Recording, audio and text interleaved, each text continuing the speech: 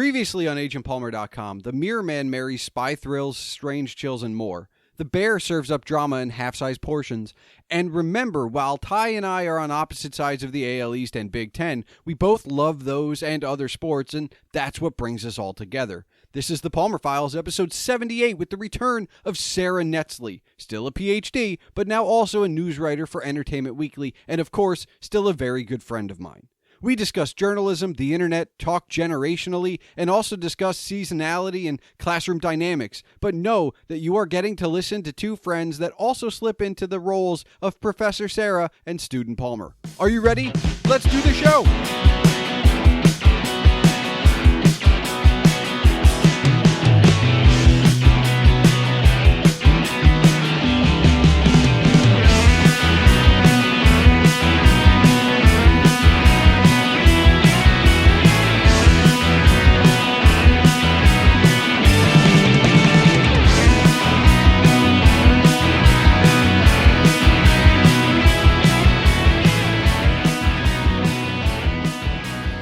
Hello and welcome to the Palmer Files. I'm your host, Jason Stershik, also known as Agent Palmer, and on this 78th episode is Sara Netzley, newswriter by summer and professor basically always. She is still writing romance almost as often as I post blogs, and having her come back on the show turned into a lesson that I'm eager to learn more about, as you'll soon hear.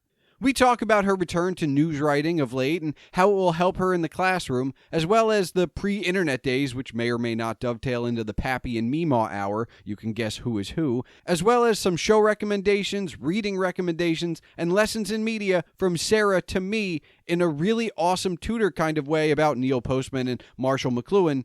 If you know who those people are, you're in for a treat, and if you don't, you're in for a lesson.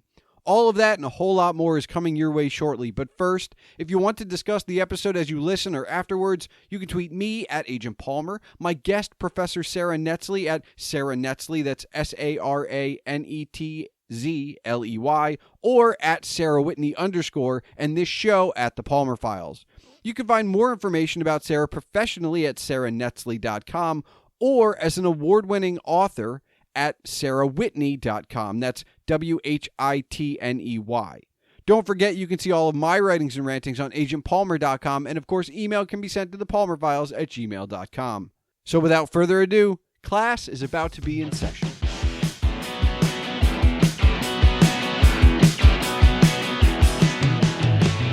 Sara, welcome back. You've been busy doing more than just recapping for EW now. Now you're reporting for EW. I mean, reporting. News writing. Yes. News writing is what I'm doing. Hello, thanks for having me back. It's great to see your face. More than just hey, this is what happened this week on such and such. Yeah,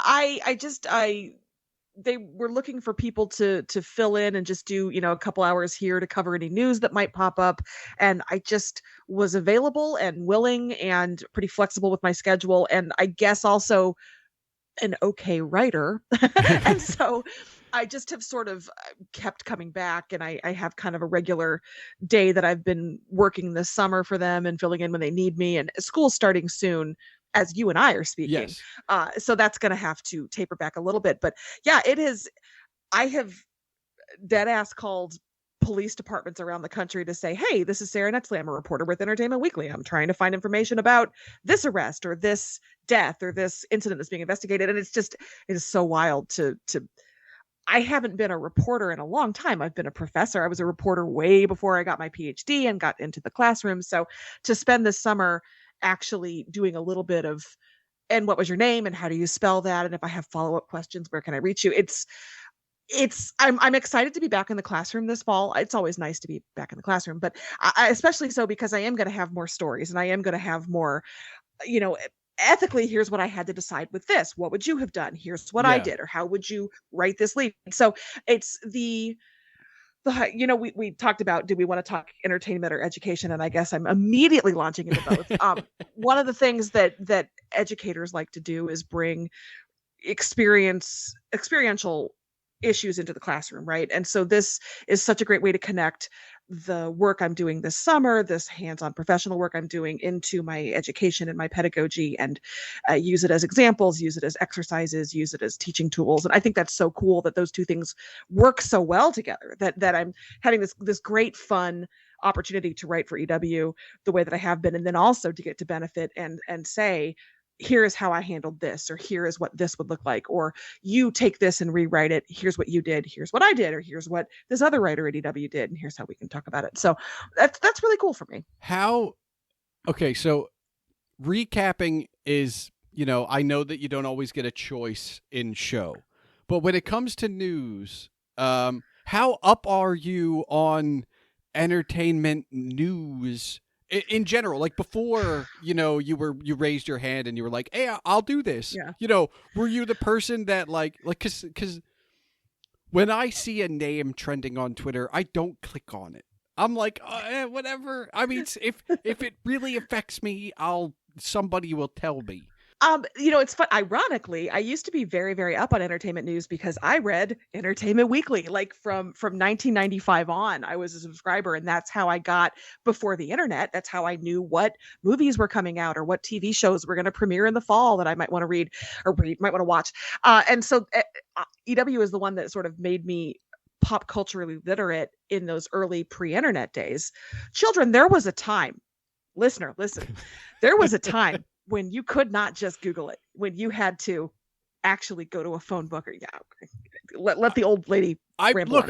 I remember calling Movie Phone to get like showtimes, because nobody, because this is the thing you forget. Like when you are living in your parents' house, there is probably always, and at least for Sarah and I and our generation, there was a paper around, and at the very least, they got the Sunday paper, which had your times. But when you started moving out on your own, like there's not just an adult around that's like, yeah, I get the newspaper. Mm-hmm. And so you're like, oh crap. And look, the internet was around, but when we were first coming into our own and living on our own, Movie Phone was quicker than the internet at that time. Yes, it was quicker. It was probably cheaper. I don't remember what data was like back in the day. Probably the first thing I looked up on my first smartphone, and I want to say it was like a Razor, like a pink Razor, was Movie Times. I mean, that is, you say Movie Phone, it's so funny. That's one of the first things I remember being like, oh, I can punch this into my phone and it will tell me. Yeah. And by the time you get it up and you do the typing into this tiny browser and you pull it up and you wait, you should have just called movie. You could have just driven to the movie theater and been like, what time? Yeah. Okay, cool. So, but yeah, no, I think you and I are an interesting generation, because I barely remember life before the internet. I know both of us, grew up without it and had all these other ways to find friends and make social plans and connect and things like that. But I think I'm a little older than you, but I'm not asking either of us to out our ages, but we both were young enough that we were able to adapt, right? And so it became second nature in a way that older folks, I don't think, have as much. So hashtag not all older folks. Well, what I will say is that, and I keep having this conversation with people our age, in this in-between generation where we're not millennials and we're not Gen X, really. Like I think if you talk to us, we're Gen X through and through. And the difference to me, because I am slightly younger than you, but I'm also left out of every demographic information ever. Like Gen X ends at 1980 and millennials start at about 85 or 86. And here I am, born in between there with, and look, 5 or 6 years ago, they called us the Oregon Trail generation, the forgotten generation, whatever. But I will say, I always think of us as Gen X because of what you just said, because we grew up in a time where, the internet existed, but it wasn't what it is today. Millennials grew up with DSL and better. We grew up with dial-up, which meant that we were going to go out on a night like tonight. It's 80, 90 degrees. It's the summer. I would rather go out with my friends and do something, anything, than sit in front of a computer waiting for the internet to load, which is exactly what the option would have been when we were, younger at that point. So I also think that we grew up without smartphones. We grew out without, like, when that Razor came out. Social media, no social media. No, I mean, AIM, if you consider AIM the original social media, because we got to do things like our message status was basically our away message, which was, we spent way too much time, with emojis before we knew that's what they were, and with fonts and backgrounds and colors. And anyway, the point is, I think we're Gen X, and I think it's just the technology didn't change until we were further on. Like, there are, I'm not pious. Like, I did some crazy, embarrassing shit. There is no proof of it. And that's what makes me not a millennial, I think. I think it's because nobody could snap a picture. And if you did, it was with a disposable camera. And I'm sure no one has that negative. Yeah. No, you didn't get the negatives. Maybe you got duplicates if you were lucky, and then you would mail it to somebody, or, share the second image that you got. But they're not easily digitized. They're not just right there for easy sharing and uploading. Yeah. My mother has been going through old pictures. All three of my two of us, my brother and I, are both technically Gen X, and my sister is in that same like hole that you fall into between X and millennial. And when my mom's going through old pictures, she will just take pictures of the pictures. So she'll take her phone and she'll take a picture of the pictures that were developed in 1986 of all of us playing in the yard in our like real short shorts and hideous tall socks and things. And it's so fun to see those, and it's so strange to think my sister's kids, every step they do is recorded and is readily available and widely shared. And ours, it's because my mom was like, oh, this was cute. And then she sends it to the family group chat, and her thumb is in the picture because she's holding it to take the picture of the picture. You just can't get that experience in a lot of other generations. I'm proud to say that I have two things. One, I have 2 shoe boxes full of my own pictures. So the few pictures that do exist from college or whatever from that era, I have. And 2, I have my baby pictures. Which is, I know my mother has a few still, but like knowing that I have more control over my baby pictures, is it like a feather in my cap? Like, I'm not going to do anything with it, but just knowing that my mother's not going to get the most embarrassing. Under your control. Yes. Yes. And that's not important, but I feel like sometimes it is. Just knowing that's what I have. And, to the same end, those baby pictures came in handy when my mother turned, I don't know. I think it was her 50th. I went through and I scanned a bunch of the pictures, because that's the thing about my baby pictures is they're all time period stuff. It's not just pictures of me. So like I have pictures of my younger mom and my younger dad, and it's like, who are these people? Because I don't know who I don't know who they are. But I did want to ask you, because we're talking about digitizing stuff, and you are a reporter now for entertainment. Everything's new. I guess this falls more in the academic side, maybe, but like, I would, if I became famous tomorrow, those baby pictures become quote unquote somehow newsworthy. Which means that if I got famous tomorrow and had a kid, that kid would be newsworthy. And that's, I find fault with that. I'm also not the demographic that's looking for that news. But does that ever come up where people are like, "Oh, Sarah, you should cover this," and you're like, "It's a famous actor's kid who's done nothing but be a kid. Like, what am I?" Yeah. Thankfully, that's not really what EW does. That's not the kind of thing. And I generally receive the assignment and I write it. Like, I'm very rarely gonna push back and say, I don't think, that's just not but the brand is very clear, and it is entertainment news, and it is, celebrity events that are a little bit more events than that. I'm certainly not saying everything is a Pulitzer, but it's not really quite the same it's not the paparazzi type out with a stroll with her kids or, anything like that. No, It isn't quite that. But you have to compete against that. Um, you don't really, I think, Okay. because that's so. This is a journalism professory thing.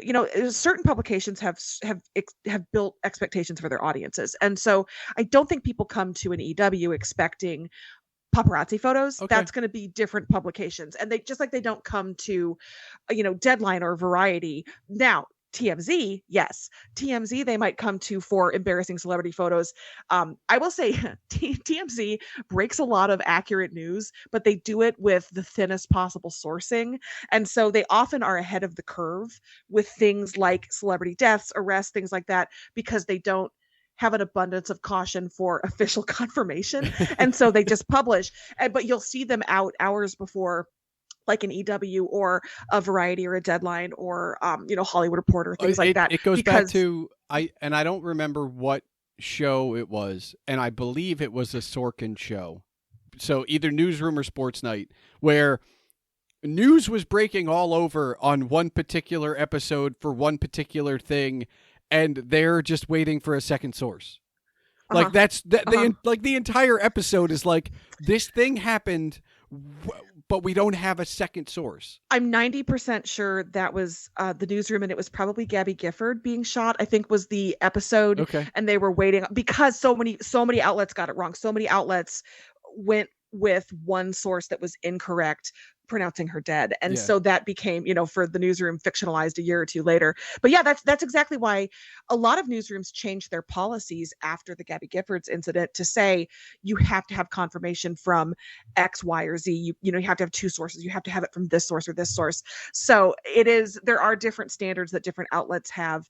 And TMZ, bless their hearts, I do not know what their standards are, but they are real low. But I think sometimes they're the kind of the Cassandra. They're the ones that are out there kind of saying this is what's happening, and a lot of times they're right. They're not always right, and that's why you don't use them as a source if you're in other media outlets. But like, they were the first people to report. I want to say they were the first people to report on Kobe Bryant's death. Okay. And they had it sourced somehow, but the other outlets were just like, no, we don't have the hospital. We don't have a spokesperson. We don't have somebody like the AP who has confirmed it. Those outlets that you can really trust that they've done the work. So it is interesting to see how news spreads through social media news ecosystems, or as they're posted online, who's doing it first and with what sourcing. And that's fascinating to me if you're a big journalism nerd, and maybe not everybody digs that, but I sure do. I gotta tell you, I think I would classify myself as a journalism nerd because I'm intrigued by the process. Mm-hmm. But I made a call, and I think we may have talked about this before, and if not, we've talked about this privately. I made a call my junior year in college that my minor in feature writing journalism was never going to go anywhere. And my journalism teacher took great offense to it because she thought I had amazing potential. And I don't know if that was just a teacher thing or if she really thought I had potential.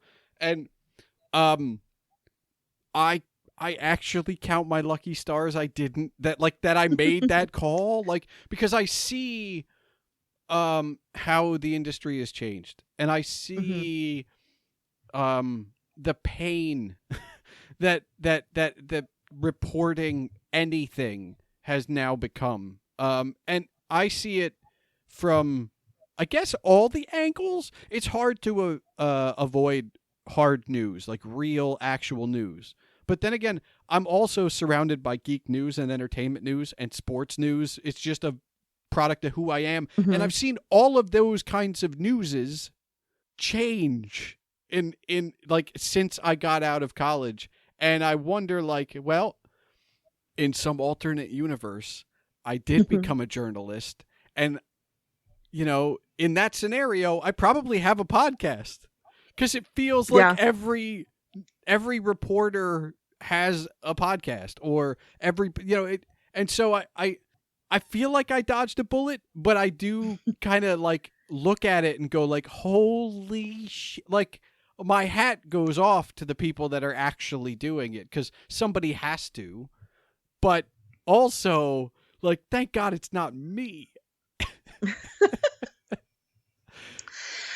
I do think there's been a lot of evolution and change and platforms and storytelling conventions and expectations also for you, the reporter, to be your own brand. And that's really, I don't have to do a lot of this because I'm not that kind of reporter. I'm doing news stories for Entertainment Weekly. Yeah, that's one thing, but I don't have to be sort of that face of the New York Times or the White House correspondent for CNN who has to balance what you say on Twitter professionally, but with some personality, with some interest, but with factuality. It's just how professional reporters navigate that, do my job, but also push things out online, but also be interesting enough that people follow you. And you can do that with just facts and reporting and sharing that information. But a lot of reporters have other things that they talk about. And it's fascinating to me to watch how they navigate those waters, because it does kind of change and the expectations change about what audiences expect.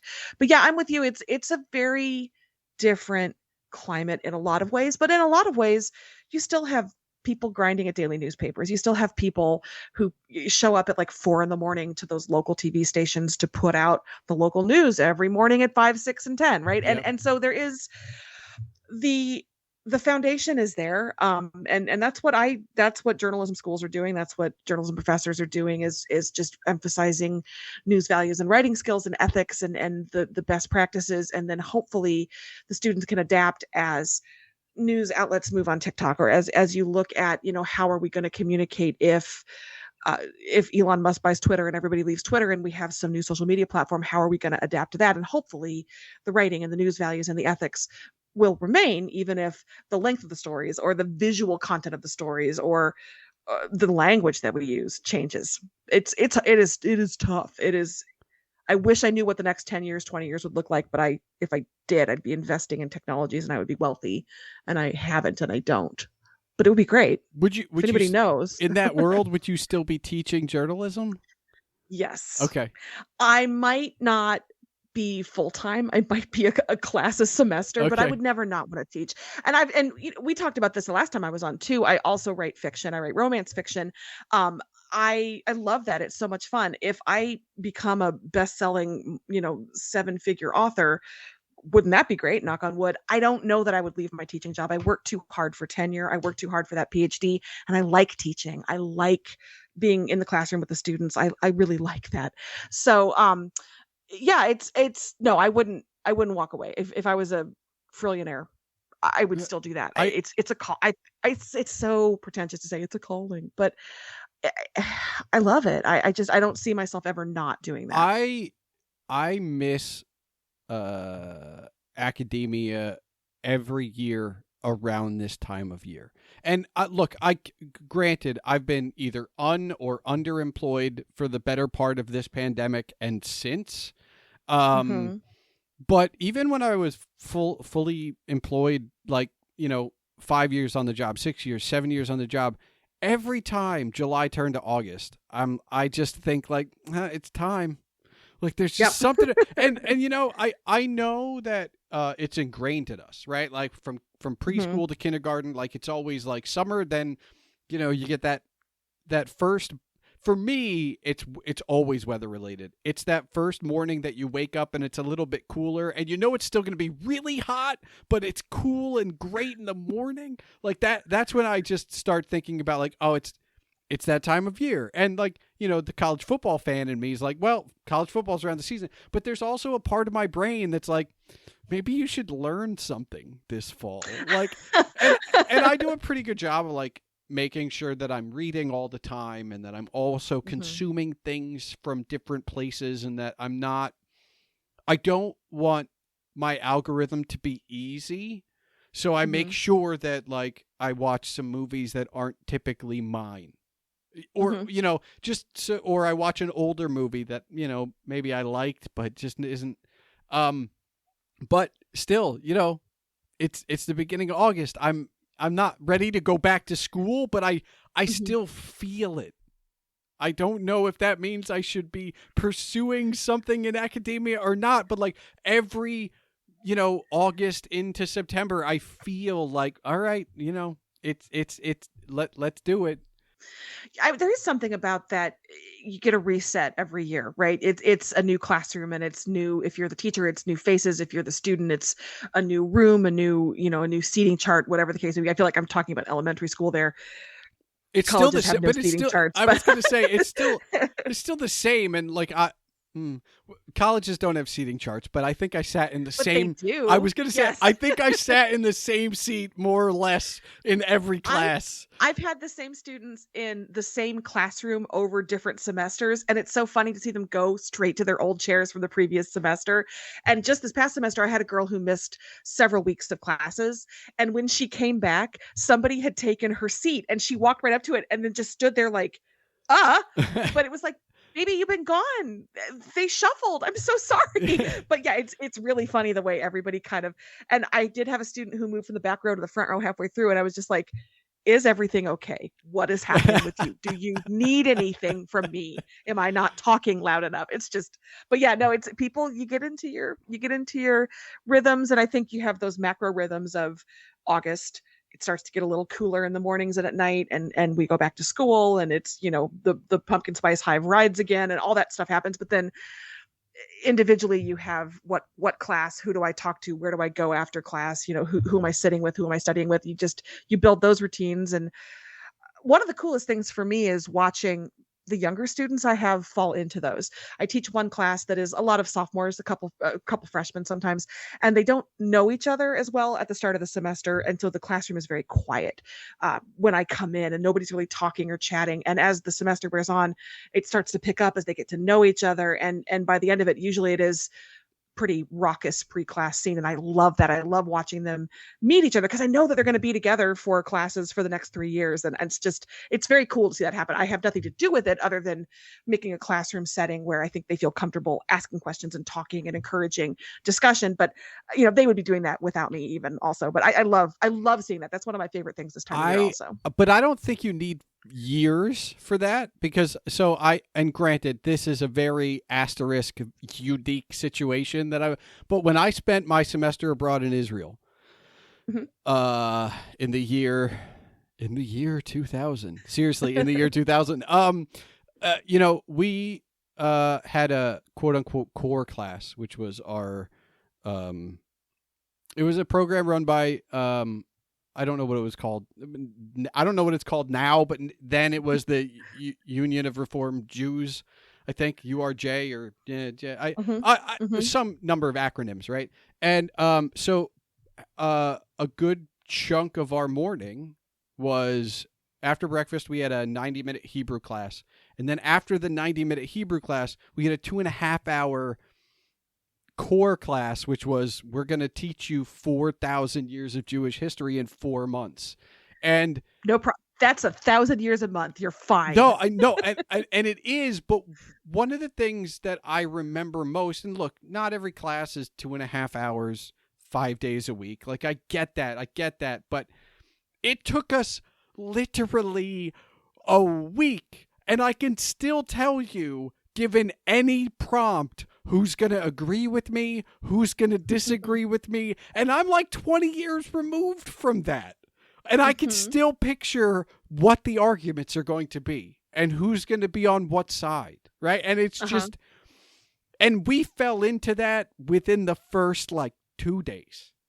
It's just like, okay, all right, this is going to be my right-hand girl. She's got my back in any argument. And those are the two we're going to fight with for the next 4 months. From the teacher perspective, sometimes it's figuring out pretty quickly who is going to gently speak up if a classmate is going off on the wrong track. Because the professor can do that and say, I think you're missing the point, or I think you're thinking about this in maybe from the wrong angle. But sometimes it's nice when a student will say, actually, I was thinking it would be, I like that kind of peer correction, and I'll always step in if somebody's just really, but you can kind of tell early on, oh, she's going to be good at that, or he's going to be a good person to speak up and say, actually. How long do you wait? All right. So no, I mean, because you are, for better or worse, you're the captain of the ship. So if the first mate, let's say me, I'm going to be one of those talkative kids in class, clearly. If I'm going and going and going and going, and no one is jumping in to correct me, how because that's a balance that you have as the captain that you have to. You can't just jump in, because you do want that other student to jump in and correct me and be like, well, Jason, I think, maybe you're a little off on this. And how long do you wait? Like, do you have like a clock in your head where you're like, I'm going to let it go? I try to let it come to a natural conclusion. Sometimes you do get talkers, and you do need to be a little stricter. Is that what you call me? Yeah. I'm a talker. I'm not saying that's you. I'm saying sometimes. No, it's me. It's me. It depends on the class, but yeah, it's true. Me, True. It depends on comfort level with material and interest and things like that. So sometimes you do have students where I know if I don't say I'm going to stop you right there because I think you're thinking about this in a way that is not considering X, or to say I'm going to stop you right there. There's something you're not considering. Who can help him out? Who can jump in and say what aspect we need to also be including in this discussion of what we should lead with in this story, or how we should have approached this situation. Sometimes it's just a matter of saying you're thinking in the right area, but not about a specific issue or situation. So it's just redirecting. Sometimes they're getting somebody else who there's always one student in the back who's just like, God damn it, he's so wrong. And they're just waiting for that redirect to say, what else could we be considering? And they're just like, yeah, got it. It's this. So bless those students. But sometimes I like to let people talk until they're done, assuming it's not a time suck. Well, I don't like interrupting. I wonder too, because like I can easily talk myself not only in a circle, but I can talk myself out of my own argument. Like I have that ability. It's not a great ability, because yeah, I've done it in professional meetings where I'm like, no, this is what you should do, and then like 2 minutes later, I'm still going, and I'm like, actually, no, we shouldn't do this at all. Like, and I've just completely 180'd myself, right? And it's just like, oh, what the? That's impressive. Not everybody can do that. I think, and maybe it's an age thing. I'm more willing to admit when I'm wrong now. Yeah. Yeah. And I don't know. I don't know why that is. There's a lot of things where I'm like, I do that, and I don't know why. But admitting I'm wrong, I don't have the time for it. If I'm wrong, I'm wrong. Time to move on. Like I don't dwell on it. I mean, now, not to get too like personal, but like everybody keeps asking me what I want to do. Mm-hmm. I have no idea. And I think that it's hard, and I feel bad for your students in a way, because I know the skill sets I can fall back on, but one of the reasons I think I'm not very hireable right now is because I'm looking for a job and I'm not looking to change the world. Mm-hmm. And I think people that are looking to hire want to change the world. I would very much just like a paycheck, thank you. I don't want to I don't want to reframe Einstein's constants. They're fine. I've seen some wild job listings just on Twitter, and that it's just, like you say, it's looking for people who energetic go-getters who love people and want to make the world a better place. Apply at our sandwich shop. And it's like, okay, no, that's great. But really? Woo! I thought we were going to be doing diplomacy or something with all of that, and it's okay. All right. So yeah, it is interesting to me the way a lot of these jobs, and I'm being a little hyperbolic, but yeah, it does sometimes feel like everything is, and maybe it's just the time we live in, that everything has to be a little dramatic and a little catchy and a little flashy for social media. I don't know. I feel like we're veering into the Pappy and MeeMaw hour of kids today, jobs today. Yeah. But you know what? I very much, I've been this old man for so long, Sarah. Like, some of us got there faster than others. Here's the thing. I have friends of mine from my college days. Now, because of circumstances, and I think I explained them on this show or during this podcast at some point, I was a very young freshman. I was a 17-year-old college freshman. I didn't turn 18 until my second semester of college. Okay. Wow. So I was a very young college student. And I graduated literally a month after I turned 21. So all of my drinking was underage. I understand that too. But the thing about it was, around my sophomore, junior year, I became the oldest man on campus. And I have stayed there ever since. And now, as I'm almost 40, I almost have the age number that makes all of my things reasonable. Because I'm not reasonable as a 25-year-old that's like, I don't wanna. No. I've finally grown into it. I've earned this. It took me forever. Because I will gladly rail against anything you want as an old man. Give me a prompt and I can do that. And I find myself doing it without prompting, which is really the scary point. Okay, here's what I want to rail about like an old person.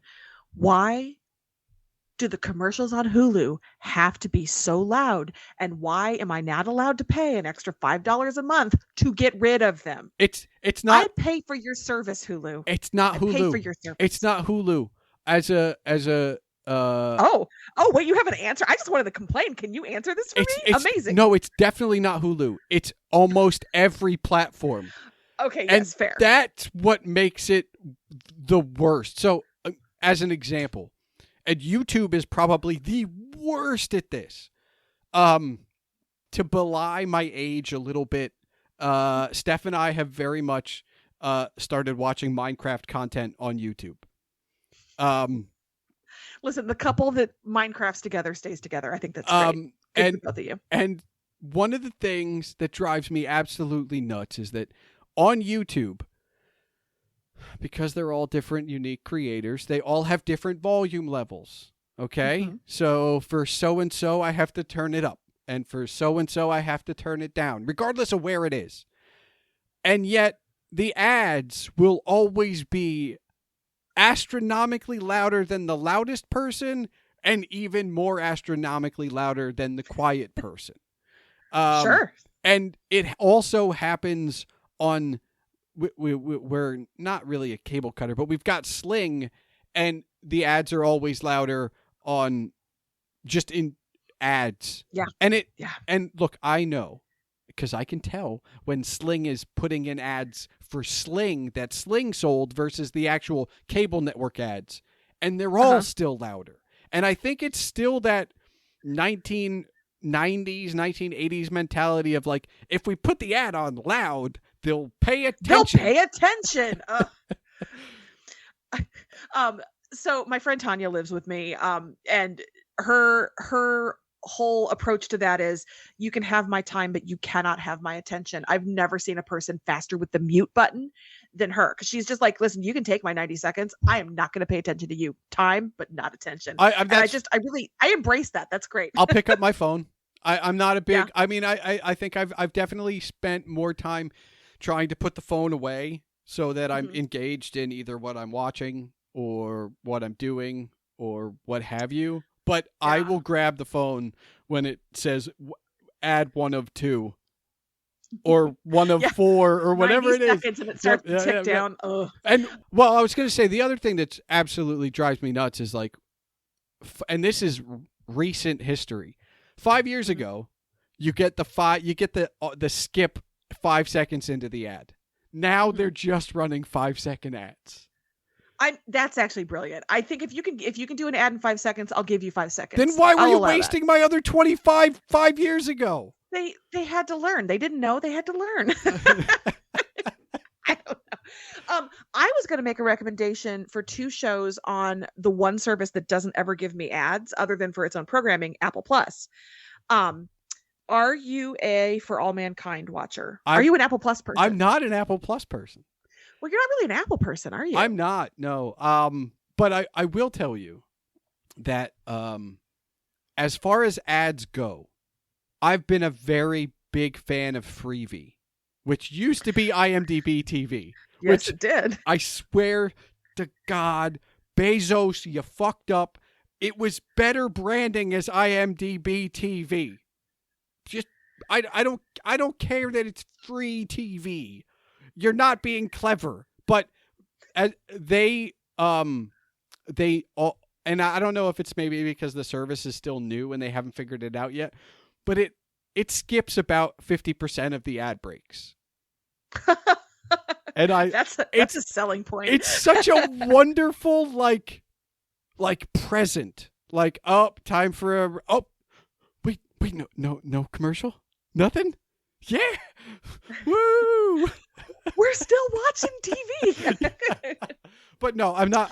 I do know For All Mankind feels like it would be up my alley. That's why I asked about that one first, because it's space race, kind of alt history. What if Russia made it to the moon first, and what does that do to the U.S. and the U.S. space program? And it's just finishing out its third season. By the time this makes it to air, it will be all 3 seasons will be streamable. It's phenomenal. Is it going to keep going? Phenomenal. I don't know if it has been renewed for season 4. I feel like that's something I should know. I don't think I've seen it come through. I will tell you that if your next suggestion is what I think your next suggestion is going to be, it's not going to be. It's not going to be. But continue. I've been waiting for Ted Lasso to finish before I start it. Okay, so Ted Lasso's. Wait, you haven't seen Ted Lasso? No. Oh my God. Well. Wow. Well. Okay. So, couple things. One. I was doing the Scrubs podcast re-listen or whatever. Sure. And so Bill Lawrence would talk about it. Well, Zach and Bill would talk about it because Donald had never seen it. Yeah. It took Donald forever to get to see Ted Lasso. And Bill had at some point had said, oh, it's not going to be a show that goes on forever.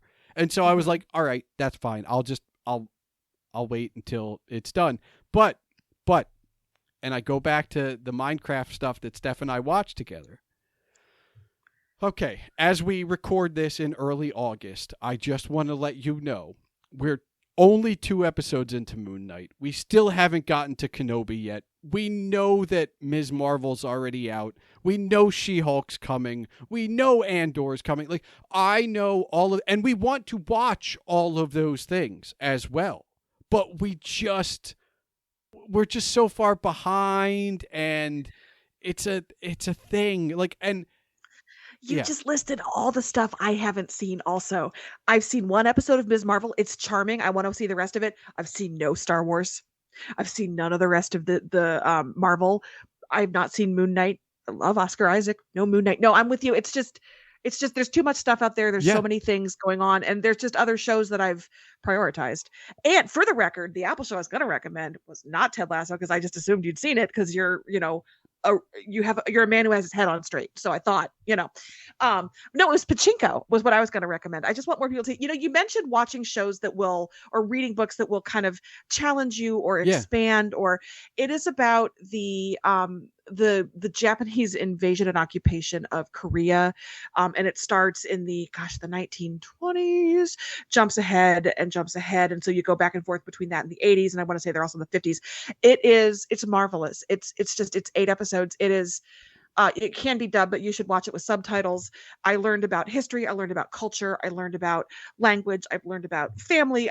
It's wonderful. So if you are looking for something that will expand your horizons and probably be something, I don't know that everybody's like, I would love to watch a show that is primarily in Japanese and Korean subtitled. Let's do this. It's so good. No, so that was going to be my recommendation when you talked about wanting to keep your brain active. I will do that. And I also, but it's wonderful. It's so good. It's not homework at all. I made it sound like homework. It's not. I'm sorry. Yeah, continue. No, I recently, it's very hard for me because Steph and I do watch, we have a lot of overlaps for things. Mm-hmm. And being unemployed, I try not to watch, I don't watch ahead, but it means I have to dig deeper to find things that I can watch that she won't be interested in. And there's a few where I've just taken a flyer and I've been like, this is going to be mine because I need something to fill my day. Like, I can read, but I can't read for 12 hours. I want I want to change up the mediums a bit, right? Mm-hmm. And we all need an escape, whether you're working or looking for work. I put Kim's Convenience down in like in like a month. I think I put the whole thing, and she would come in and watch an episode here or there, but that was basically my show, right? And I have to tell you, I absolutely adore that show. It is so nice to know that culturally we are all absolutely the same. I will say, I think I'm 4 episodes into Kim's Convenience, and I love it. It is the palate cleanser show. It's the thing that you watch at the end of the day when you've just, had a heavy drama or something, and then you just need a half an hour before bed to lighten things up a little bit, and it's such a good choice. I'm loving it so far. Yeah. Loving it so far. It's so cute. And speaking of palate cleansers, and I've needed one for this, I recently finished watching The Bear. Which yes, chef. Is, first of all, refreshing because thank God for a 22-minute drama. Like, I don't know, like that, first of all, whoever made that call as an executive producer to be like, we could make this an hour drama, but we're not, like, chef's kiss to you for that. But that was more 30-minute drama. Yes. Hollywood. But I couldn't watch that. I couldn't binge that show. I watched one episode every couple of days because it was just so... It had my anxiety on a level from the moment I hit play, and I didn't even know what I was getting into. It piqued my interest, and I went, okay, I'm good. And then I turned it on and I watched one episode. I was like, this is great. I'll watch one tomorrow. Yes. I loved The Bear. Actually, there was some Twitter discourse about The Bear bringing about a return of affection for the sexually competent dirtbag, and there were a lot of chefs, professional chefs, who were just like, it's me, I'm the sexually competent dirtbag. And that's kind of what became associated with The Bear among a certain segment of Twitter fandom. And I was plotting my next book and was like, oh, a sexually competent dirtbag, you say? I can do that. So the hero I'm currently writing is a chef who's trying to get over his dirtbag ways. He retains a sexual competence, but that's The Bear is to thank for that. It keeps coming up every time food comes up. But you've read Anthony Bourdain's Kitchen Confidential. I have not. If you want to write a chef, read a Kitchen Confidential for research purposes. Okay. Because to me, it is like the quintessential. Like, this is what a kitchen is like. Mm-hmm. Like, you kind of see it in The Bear, but you feel it when you read Bourdain's book. Mm-hmm. It's just yeah. I feel like I know him through pop culture osmosis, but obviously reading is never going to take the place of actually reading somebody's work like that. So that's a good recommendation. Thank you. Actually had a friend who was like, I don't read. I just can't be a reader. And look, I know it's not for everybody. Like, I get that. There's a lot of reasons for that. But it's just it's more personal than any of the other, like, granted, we're on a podcast and most people are listening in their ears, right? Like, that's pretty personal. But a book is still like, there's a level of what you put on the page, feel, and I guess you could speak to this. You've been a podcaster and a writer and a journalist. Like, the written word feels more permanent. I know I'm talking and I'm putting this on the internet, and episodes go to YouTube, and YouTube is probably forever. But there's something about the written word that just feels more permanent than audio. Just, there's a permanence that just, I don't know. And so that, as the reader, this is. And I think so. I teach. This is going to hit just a very niche segment of listeners, I'm sure. But I teach out of a Neil Postman book called Amusing Ourselves to Death. And this feels like the kind of thing you would actually really enjoy. It was written in 1985. So it was right after 1984 and, all the Big Brother stuff. Big Brother stuff. What a way to dismiss that entirely. Well, but fair. Yeah, but his argument is television irrevocably changed the shape of American life, the shape of global life, because we moved from a print society to a television society, and everything that did to us culturally, socially, religiously, politically, sexually, like everything. And he has chapters devoted to how that affected education, how that affected politics, how that affected religion, how that affected news. it's fascinating. But when you say that, that made me think about, you're describing the kind of the typographic society where it's fixed and it's tangible, the printed word, and you grapple with it alone. Reading is not a group activity. It can be, and you can read along with people and you can do book clubs, and that's great. And I love that. But it's just you and the page when you're reading. And so you can go back and read things. And authors, when they have this fixed and tangible medium, they have this ability to make a proposition and answer it. And you have to have, we could do this podcast and we could fill it like a lot of 60-minute TV shows do, with 15 seconds of content that's stretched over 60 minutes, right? You can do that in a verbal situation or a performance situation. On the printed page, you really have to deliver content. And that's not, there's a lot of different kinds of writing out there, but that's a lot of what makes print different, is that fixed, make a proposition and follow through, whatever that is. And you have to have the content to back it up. And so much visual, verbal, performing TV is not that. And Postman goes way into detail about things like that. And he hates TV way beyond reason. I think I don't agree with him, but I agree with him. And it's a very it's a fun book to teach because of that. I think he goes too far, but I think he makes really good points. And I think he's right. TV has fucked us up. But pry it out of my cold dead hands. That's the conundrum of American life. I mean, I've got Understanding Media by McLuhan on my shelf, and I've attempted to read it 3 times. It's so dense. I can't. I want to read it because like everybody that I have ever come across that talks about media talks about Marshall. They really do, but like I can't do it. However, there's like I gotta I don't know. I guess you'd call it happenstance, right? So a few years ago, or a decade ago, a friend of mine suggested that I read Douglas Copeland's Generation X, and I didn't read it, and it sat on my shelf, and then I finally picked it up, and then I was like, well, I like that. What else does he have, right? So I've been reading all through Copeland's, like just like I've done for Dayton. I've been reading through all of Copeland, and Copeland, as a Canadian, literally wrote a book of understanding Marshall McLuhan as an interesting Canadian. And I'm hoping that through Copeland, who I have grown to love, I will be able to fully understand Marshall McLuhan better. It's funny. I almost brought up Marshall McLuhan instead of Neil Postman because, I mean, you've at least done the Marshall McLuhan Cool and Hot Media. Have you? Yeah.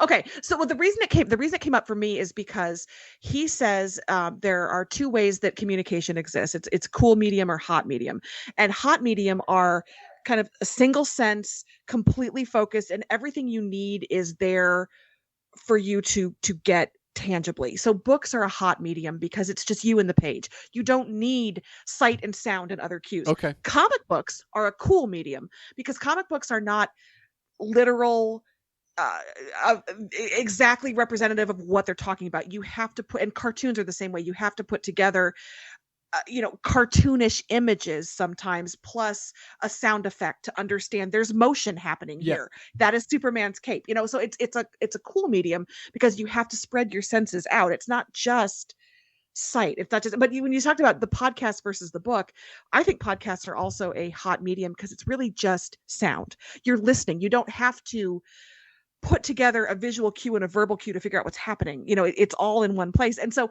podcasts and books are actually kind of similar in a McLuhan sense, but then you get into, and here's where I love teaching this stuff. McLuhan, oh my God, stop me. Just cut off my mic if this is terrible. McLuhan says movies in a theater are hot medium. Even though movies are sight and sound, you have to, and you don't have to. Certainly people don't see or don't hear and go to movies. But for the most part, people seeing movies, you have the visual and you have the verbal. But he says because you're in the dark, because it should just be you and the screen, not you and your smartphone and the screen and the guy next to you. It should just be you interacting with what's unspooling. That's a hot medium. It's absorptive. You get everything you need from there. And then I asked, and then he says TV is a cool medium because TV, you get interrupted with commercials. You have life happening around you. You're used to clipping your toenails or eating dinner or whatever you're doing on this couch. And so you have kind of distractions. You have to work to put together the message from the television. And so what I often ask my students is, if a movie theater experience is hot, it's single, it's absorptive, what is a Netflix movie at home? It's a movie, but it's on TV. Where does it fall on the McLuhan scale? Is it still hot? Is it cold? And a lot of the smart ones answer, and if any of my students are listening, this is going to get you points on the final exam. The smart ones answer, it depends on how you're doing it. Some people watch Netflix movies with the lights off, completely turned off. You put your phone away, and that is going to be a hot experience. And I don't mean like hot. I mean like hot. No, I get you. Look, there are. But I second screen Netflix movies all the time. I second screen Disney Plus movies. I saw Shang-Chi and the 10 Rings with my phone in my hand on my couch. That was a cool experience. That was not a hot immersive experience, but I still enjoyed it. Although that's McLuhan. I would say to McLuhan, every Marvel movie outside of Phase 1 is a cool experience because it's not just you and the screen; it's you and the screen and everything and your before memory it. Of Because, like, as we're going into as we sit here, as we're going into Phase 5, I keep worrying that I don't there are portions of Phase 1 and 2 that I love and I've rewatched. There are portions of those phases I've only seen once. And if you're going to take something from one of those movies and make it pivotal in Phase 5 or 6, I'm not going to remember. So to me, that makes it a cool experience because everything, even from the latter part of Phase 2, has been based off of previous knowledge. They're not good standalone. It's one of the reasons that I'm still amazed that Infinity War broke all those records, because Infinity War has no value if you haven't watched the decade of movies leading up to it. That is a really interesting point. And I think, honestly, part of it's just McLuhan was writing in the 80s, and our entertainment was not like that. That's fair. And so I do wish that some of these dead white men were still with us to comment on, to interact with the internet and with streaming and with on-demand and things. And I wonder what they'd make of it. Postman would hate it all, and McLuhan might roll with it a little better. But that's really interesting that it's not just the visual or the sound or how you interact, but you have to pull together. Wait, where did we leave Captain Marvel? Why is Captain America fighting with Tony Stark? Yeah, there's a lot of, and I think most of the movies that I watch are a hot experience because if I want to watch a movie, and I'm not talking comfort movies, right? Like I'll put on Twister just to relax. Like that's fine. Cow. No, same cow. It's fine. But that's never going to, but I also know that if I want to watch a movie in the summer in my house, I have to wait until 10 o'clock. Yeah. Because the sun's got to go down and because of where my living room is and my TV, no matter what I don't have blackout curtains, which I guess would change some of that. I was going to say, why don't I have blackout? Why don't we have blackout curtains? They make them. Because we're old and we want to see the sun. That's true. Also, they're not cute. I want cute curtains, and blackout curtains are not cute. So, that maybe is my excuse, not your excuse. Pink curtains right behind me. I mean, look at that. It's cute. They're cute.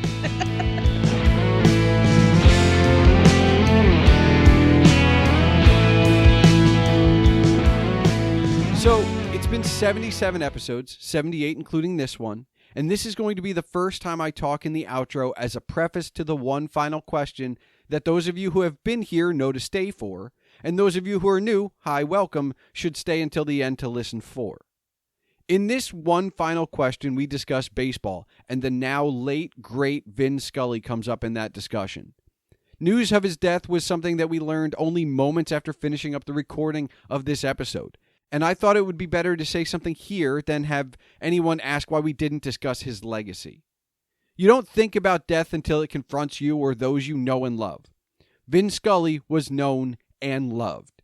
He turned me into a Dodger fan, but I knew him as one of the purest voices in baseball. For me, he was up there with John Miller, who was the voice of the Baltimore Orioles during my most formative years falling in love with the game. Vin Scully will never be replicated or replaced, but he will also never be forgotten. You're about to hear me talk lovingly about a game I love, but also you're about to hear me talk lovingly about him in the one final question. And know that it comes from the same place that everyone else comes from. We all thought we were watching a ball game with Vin. It wasn't the World Series, it wasn't a Dodger pennant race, and it certainly wasn't the voice of an entire franchise. It was just us and our friend Vin. He will be missed. Thanks for listening to The Palmer Files, episode 78. As a reminder, all links are available in the show notes, and now for the official business. The Palmer Files releases every 2 weeks on Tuesdays. If you're still listening, I encourage you to join the discussion. You can tweet me at Agent Palmer, my guest professor Sara Netzley at Sara Netzley, that's SaraNetzley, or at Sarah Whitney _, that's also without an H, and this show at The Palmer Files. You can find more information about Sara professionally at SaraNetzley.com or as an award-winning author at SaraWhitney.com. Again, that's WHITNEY. Email can be sent to this show at thepalmerfiles@gmail.com. And remember, your home for all things Agent Palmer is agentpalmer.com.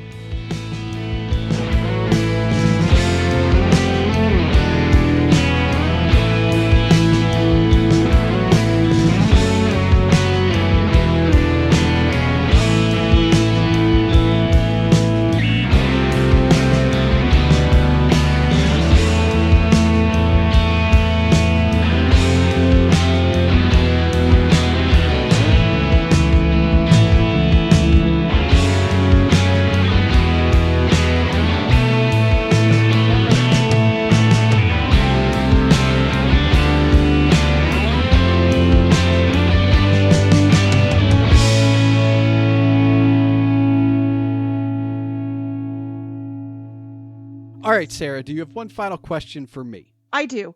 I recently have become a baby baseball fan. And in that, I mean, I'm actually watching baseball. I know the names of players. I'm keeping track of standings and things. I can talk your head off about Aaron Judge. So I guess my question to you is, I like the stories. I like the personalities. I like the conflicts. I like he's a third generation. You know, his dog is named Jeter, whatever. Can you make me an Orioles fan in 30 seconds? Can you dig up Orioles lore, legacy, current players, past players that makes me have a soft spot to where if the Orioles are on, I will flip them on and watch them? All right, before I answer this question, are you really following the Yankees right now? I am. And yes. it's because of Tanya.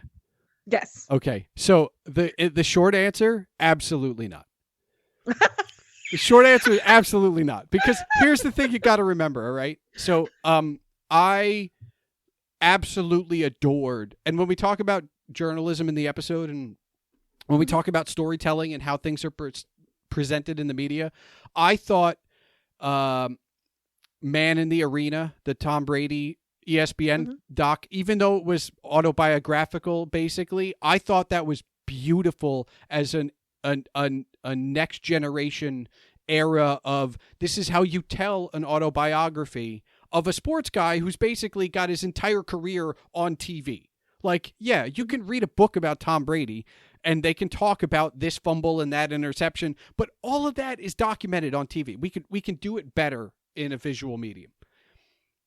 Derek Jeter has a series out right now called The Captain. The Captain. And I am watching it. In the promo for episode 1 is a home run that was hit in 1996 in the ALCS against the Orioles, where Tony Tarasco had a ball that Jeter hit stolen by a fan that in today's era of replay would have not been called a home run.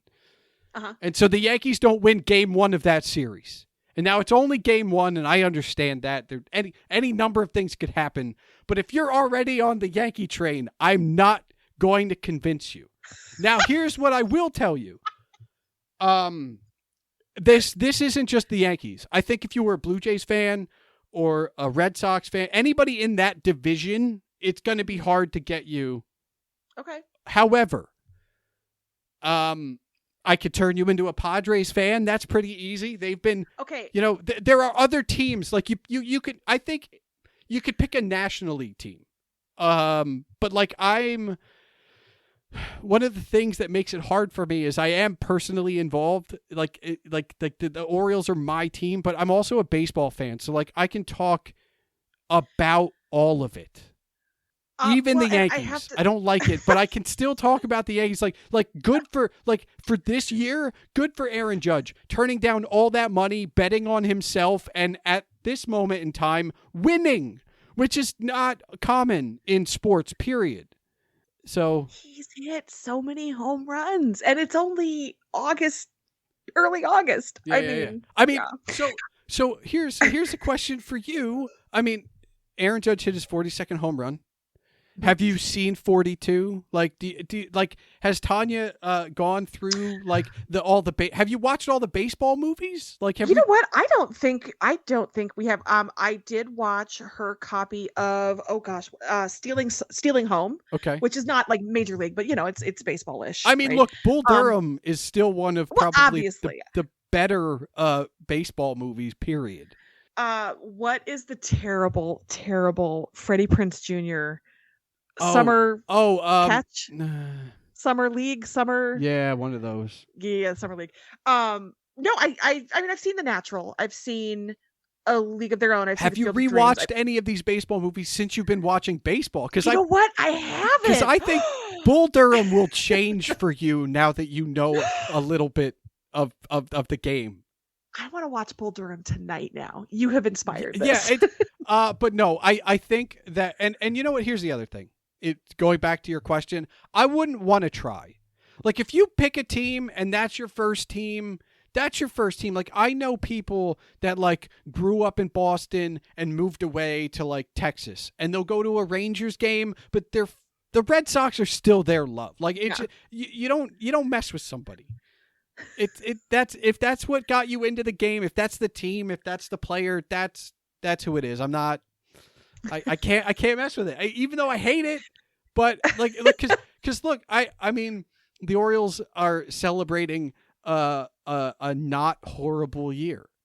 They just won the equal of their games total from last year in early August, right? Like, so we're doing okay, but we're also in the same division as the Yankees and the Red Sox and the Blue Jays, it's fine. It's fine.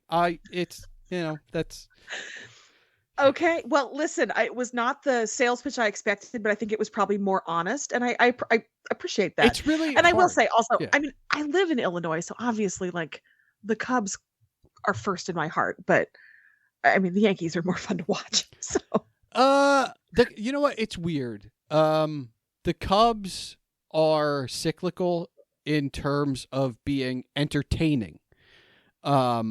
And that makes them very odd. Because a lot of teams, like the Orioles, have been down for a very long time. They've had like 2 bright spots in the last couple decades. And this year they're having a decent season, but like the Cubs, they win the series and then sell the team. And before that, it was just Heartbreak City. What you need to do, and I this is my pitch for baseball. If you can stay up late, especially next summer, because I know school's coming up for you, but if you can stay up late, the West Coast, the NL West, the Dodgers, the Padres, the Rockies, and the Diamondbacks are the best watch in all of Major League Baseball. Yes, really? Often the Dodgers or the Giants will run away with it, but for the most part, that division, they all hate each other with a passion. Like, every time you watch an NL West game, and it doesn't matter, it could just be the Rockies and the Diamondbacks for like last place. They just hate each other.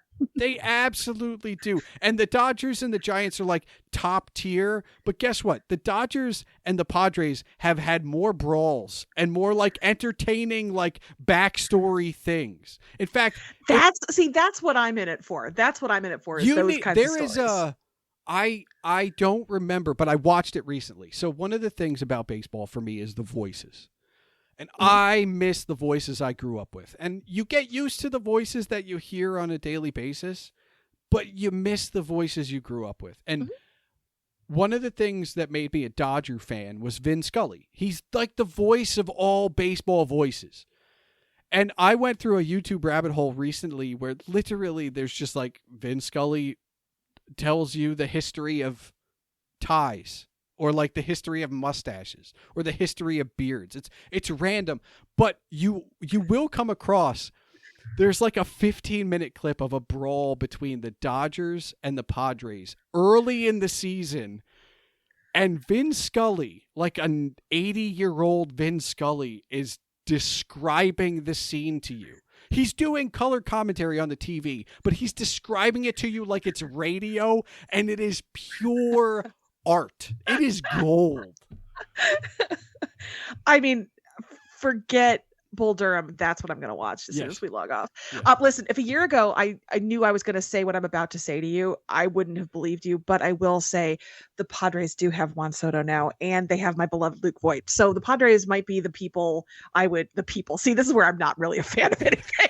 The team that I would watch in that division that hates each other, that little pocket division. That sounds incredible. I love it. Thank you for the advice. 1 week ago, and there's only one person on earth that can actually prove this. 1 week ago, a friend of mine was like, where's Soto going to go? And I said, all points lead to the Dodgers, but don't count out the Padres. I literally said that to him, and he called me up and he said, so the Padres. And I went, wait, I was right? Should have written it down in the sealed envelope. Oh, man. Yeah.